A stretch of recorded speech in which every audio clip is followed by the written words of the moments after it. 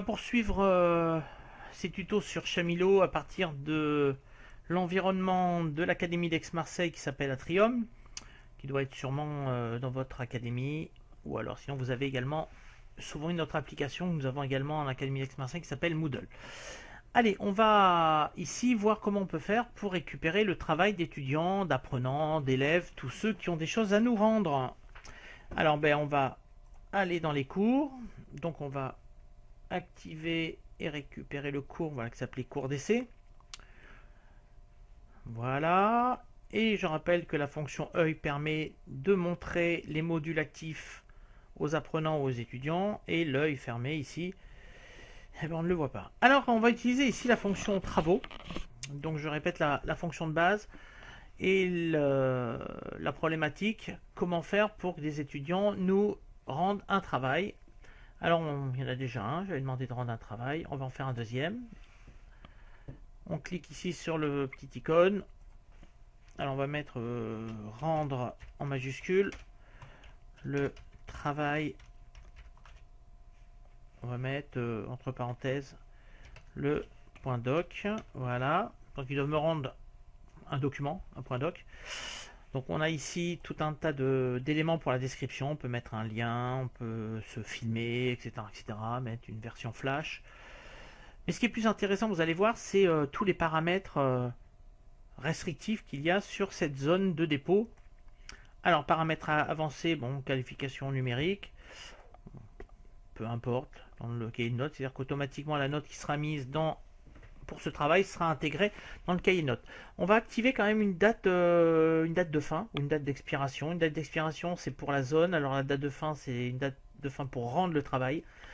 Alors ça permet d'éviter que des étudiants rendent le travail après. Une fois que le travail, que la date est dépassée, il est impossible d'activer la zone. Alors je vais par exemple cliquer ici, et nous sommes aujourd'hui le 15, et ben on va leur dire qu'on va leur laisser jusqu'au 17, et on va leur laisser jusqu'à, allez, on va laisser manger quand même, 14h59. Terminé, ils doivent me rendre, nous sommes le 15, ils ont 2 jours pour rendre le travail. On peut très bien l'ajouter au calendrier, c'est-à-dire qu'il y a un calendrier dans l'application et ils auront une notification. Deux possibilités ici en cliquant sur le type de document, c'est assez intéressant, surtout si on demande du travail sur un téléphone ou sur une tablette, puisqu'on peut le faire puisque c'est dans un navigateur, on est en ligne.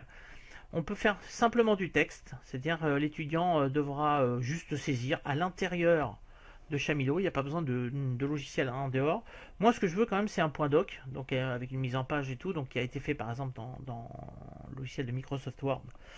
Je fais enregistrer le travail, et ma zone, donc, voilà, va se créer. Hein, comme on le voit, elle a été créée à tel jour, telle heure. La date d'envoi, date limite de remise, j'en avais mis une pourtant. Et on voit bien qu'il y a donc 0 personnes qui me l'ont rendu.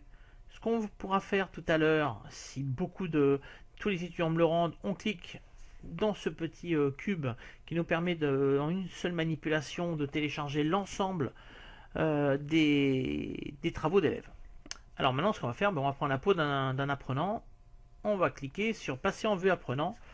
Donc je suis un des apprenants de la classe et l'enseignant nous a demandé de rendre le travail, le point doc. Je me rends donc sur le cours d'essai, travaux d'étudiants. Il me demande, donc je clique sur rendre le travail.doc.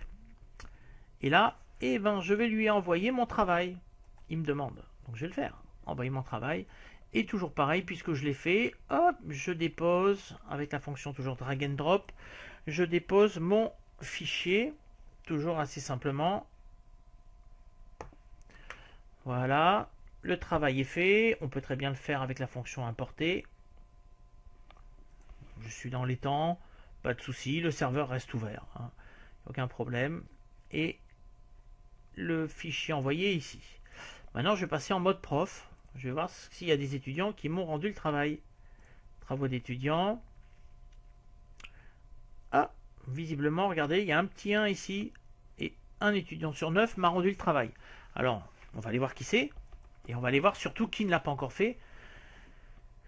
Alors, on voit c'est cette personne-là qui l'a rendu depuis une minute, etc. Donc, je peux ici lui corriger, lui faire un feedback. Mais moi, ce qui m'intéresse le plus quand même, c'est une fois que le temps est dépassé, ou si j'ai envie, avant le temps final, ben, je peux regarder qui n'a toujours pas rendu le travail en cliquant sur cette icône. Et je vois qu'il y a tout un tas de personnes qui n'ont pas rendu, ils sont beaucoup. J'ai pas envie de les contacter les uns après les autres, donc je vais leur envoyer un petit mail. Et ils vont recevoir un petit mail par rapport à l'adresse qui est stipulée sur la gauche. Ah non, pardon, c'est sur la droite ici. Ils vont recevoir un petit mail leur disant vous n'avez pas rendu le travail qui devait être à rendre avant telle date, etc., etc. Voilà, impeccable. Je reviens donc à travaux d'étudiants.